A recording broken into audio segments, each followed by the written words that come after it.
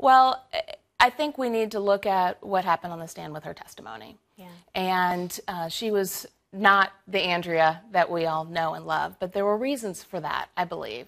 And I think that she decided she wanted to get up there and testify on her own accord. Her attorney's like, oh, you don't need to. And she's like, no, I need to put away the murder of my husband and my children's father. I'm going to do this. And the week before, I was with her during jury selections. And Don Geary would come over to her at breaks and said, you are the foundation of the case. You're going to be the person that puts this man away, and made her feel so comfortable that, she's like, he really believes me. He knows that, I'm here to help put this man away. And when you saw her on stand, I mean, he just went after her relentlessly.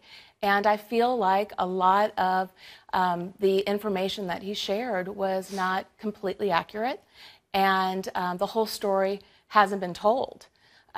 I've never heard of a situation where both a defense and a prosecution would go after a victim's widow like this. And so there was no opportunity for any of that to be cross-examined. So are you saying that she didn't, and when she was taking a stand, she did not anticipate that grilling from the prosecution? At all. And in fact, if you look at, she was the first witness. Yeah. The opening statement with Don Geary, he specifically said there was no affair.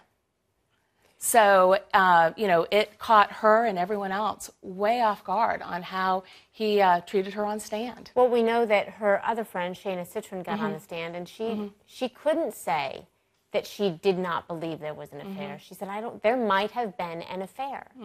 Do you believe that there was an affair? Absolutely not. And what makes you so strong in that? Well, first of all, you have to look at the evidence that was in the trial. There wasn't any direct evidence per se. And for someone who reached out to not only Shayna, but other friends that were mentioned and never brought to the stand during the trial, she reached out for help that summer. She asked Shayna and other friends for advice and guidance. What do I do? I'm new to this company, and my boss is making advances to me. And I'm a full-time working mother, and I travel on business. And she went back to work so her husband could fulfill his dream.